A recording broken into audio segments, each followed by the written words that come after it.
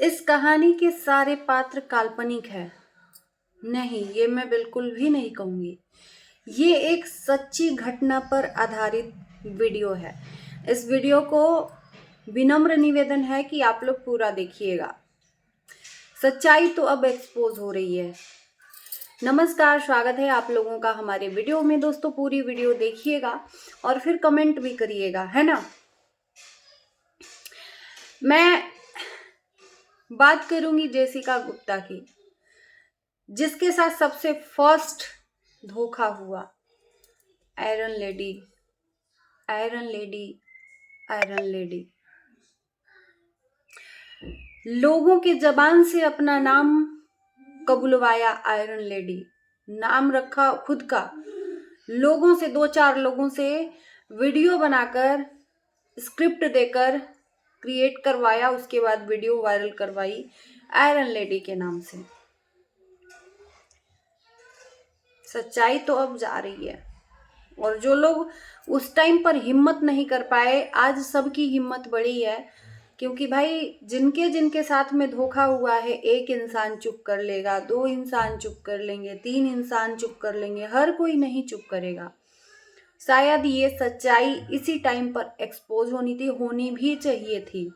क्योंकि अगर आज मुंह नहीं खुलता तो न जाने कितनों का घर और भी बर्बाद ये मैडम जी करती।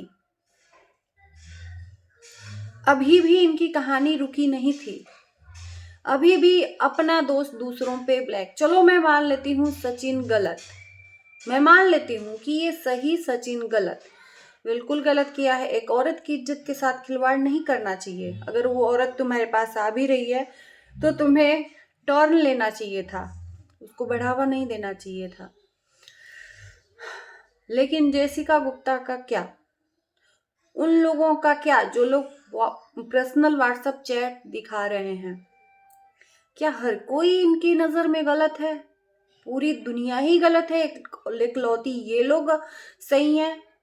जेसिका गुप्ता का जैसे जैसे वीडियो आ रहा है, वैसे वैसे आंखों से पर्दा और भी उठ रहा है ना। क्या मैं बोलूं? वही औरत, जो औरत अपने पति के मरने के बाद पति के नाम से वायरल हो रही है, आंसू के नाम पर बिक्स लगाकर आंसू निकलवा रही है। क्या है? Attention seeker. इसका मतलब क्या है? आप लोग कमेंट में बताना। अटेंशन सीकर का मतलब है कि सबका अटेंशन लेना। एक औरत, अगर एक इंसान बैठा है, औरत का छोड़ो, एक इंसान बैठा है तो सारा फोकस उस इंसान के तरफ होना चाहिए, यानी कि आयरन लेडी के तरफ। और हमने देखा भी है, कहीं भी जाना इवेंट में, सारा अटेंशन इनके तरफ होना चाहिए, क्योंकि ये विडो हैं। उसी के नाम से ये फेमस ही हुई। लेकिन मतलब तो ये है कि विधवा की आड़ में इन्होंने बहुत ज्यादा गेम खेला पाप का, और वो पाप आज फूटना था। ये भी जरूरी था, ये भी होना जरूरी था। ये लोग कह रहे हैं कि जो हो रहा है ये भी जरूरी था। सचिन का घर बर्बाद होना होगा, आबाद होगा, जो भी होगा वो देखो हमारे हाथ में है ना, किसी के हाथ में है, ऊपर वाले के हाथ में है। लेकिन सच्चाई एक्सपोज होनी थी आयरन लेडी की, है ना। आयरन लेडी है ना, जिन लोगों के दिमाग, दिल, धड़कन में ये बसा चुकी थी आयरन लेडी। मजाल है कि इनको एक कमेंट आता था, यही आयरन लेडी कहलाने वाली, उसके ऊपर तुरंत केस करती थी। इनको गलत बर्दाश्त नहीं। इनकी शादी का प्रस्ताव आता था, इनको गलत बर्दाश्त नहीं, तुरंत कंप्लेन। तब ये क्या है? इश्कबाजी का बुखार। शादी का प्रपोजल इनको एक्सेप्ट नहीं, इश्कबाजी का प्रपोजल एक्सेप्ट है। जेसिका दीदी ने जो बोला ना कि ये जीरो थी, जब जेसिका दीदी से मिली थी ये जीरो थी। इनको उठाने में जेसिका दीदी ने अपना तक खर्च कर दिया, स्पेशल इनको फील करवाया कि भाई ये सही में आज पैसा बोलता है। मिलियन में सब्सक्राइबर और डॉलर व्यूज, पैसा अच्छे अच्छों को लात मार के निकाल देता है यार। इसलिए कहते हैं पैसे के साथ घमंड मत लाना, यही हश्र होता है। और इस कहानी से आप लोगों को सीखना चाहिए, इसमें जितने भी पात्र हैं वो काल्पनिक नहीं हैं, जीवित हैं। ऐसा कोई भी करने से पहले 100 बार सोचना।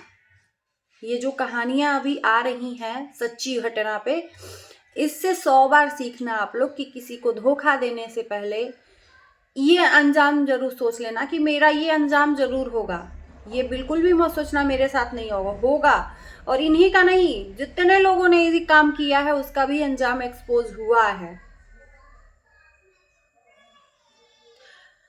बहुत सारे लोगों का, सचिन ने भी रिकॉर्डिंग एक सुनाया, उनके साथ भी पैसों का धोखा, देन लेन, भाई बहन दोनों मिले हुए हैं तो भाई परिवार साथ देगा। जेसिका दीदी अगर किसी को अपना माँ बना लेती हैं, वीडियो देखकर मैडम का मुंह फूल जाता है कि भैया जो है तुम्हारी लाइफ में हम हैं, हमारा परिवार है, दूसरे को मत। कहीं जेसिका दीदी दूसरे को दे देंगी इम्पोर्टेंस तो हमारी इम्पोर्टेंस कम हो जाएगी, क्योंकि पैसा तो जेसिका दीदी से ऐंठना है ना। तो एक इंसान कब तक बर्दाश्त करेगा? हर कोई जेसिका दीदी थोड़ी हो सकता है। अभी आगे तो और कहानी बाकी है। सरिता दीदी तो ला ही रही थी, पता नहीं उनका वीडियो तीसरा नहीं आया। इधर से जेसिका दीदी ने भी अपनी कहानी शुरू कर दी है। अभी आगे आगे देखो होता है क्या, कितनों का ये घर लूटती हैं। रील्स बनाने के लिए इनके अकॉर्डिंग गाना होना चाहिए, जो इनसे जुड़ेगा वो इनकी दादागिरी बर्दाश्त करेगा, जो इनके साथ में दोस्ती निभाएगा वो इनकी दादागिरी जरूर निभाएगा। क्यों सरिता दीदी से इनका अनबन हुआ? क्योंकि सरिता दीदी तो अपने आप में है, सरिता दीदी को ये झुका नहीं सकी तो उनसे दूरी बना लिया। वहां पर देखा कि हमारी दादागिरी नहीं चलेगी, वहां दादागिरी माननी पड़ेगी, रूल्स में रहना पड़ेगा, उनके अकॉर्डिंग चलना पड़ेगा।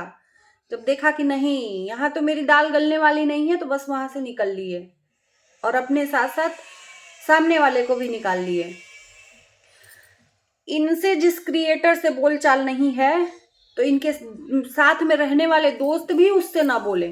जैसे कि अभी जो भी सामने हुआ कि अमित किट्टू के यहाँ नहीं जाना है, मैडम ने बोला था सचिन को, कौन से हैं, मम्पी राहुल के यहाँ नहीं जाना है, क्योंकि इन लोगों को देख के इनको जलन होती है, ना जाने क्या इनको जलन है। तो आज तो सब निकल गया ना, चेहरे से जो ये रौनक है वो उड़ी सी नजर आ रही है। कहीं वो रौनक दिख ही नहीं रही है आयरन लेडी के चेहरे पे, कहीं दिखे तो आप लोग बताना। ये जो आंसू हम लोगों को दिखाए जाते थे, विक्स लगा के दिखाए जाते थे, मतलब अब जो भी वीडियो देखिएगा आंसू इनके देखिएगा तो ये सोचिएगा कि ये रियल नहीं आंसू हैं, ये विक्स लगा के आंसू रो रही हैं। क्योंकि इनको लोगों को अटेंशन इनको चाहिए, लोगों को दिखाना जो है। ये कहीं रहे किसी के खुशी के माहौल में भी ये मातम बना देती थी आंसू, क्योंकि दुखियारी महिला थी भाई, दुखियारी महिला थी। इनके जैसा इनके लाइफ में सब कुछ बर्बाद था। तो जहां जाना खुशी के माहौल में भी अपशगुन मचाना, रो धो के लोग तुरंत दौड़े, अरे आयरन लेडी रो रही है, आयरन लेडी मत रो बेटा, मत रो बहन, मत रो मत रो। पति के जाने के बाद इनकी खुद की चाहत थी हेयर स्ट्रेट करवाना, है तो गाय के पूंछ के बराबर हेयर स्ट्रेट करवाना था, लेकिन ये अपनी शौक पूरी कैसे करें, लोग थूकेंगे। तो इन्होंने जेसिका दीदी के कंधों पर बंदूक रख के चला दी कि तुम बोलना कि मैंने स्ट्रेट करवाया है, तो लोग, सांप भी मर जाएगा लाठी भी नहीं टूटेगी, सांप भी मर जाएगा लाठी भी नहीं टूटेगी। तो जेसिका दीदी ने पार्लर ले जाकर इनको बकायदा वीडियो बनाया कि भैया हमने इनका स्ट्रेट करवाया है।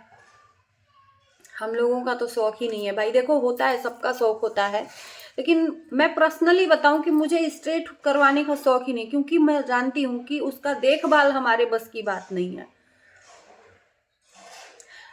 तो यानी कि जो जो ये चीजें वीडियो में लाई हैं, करवाई हैं, इनकी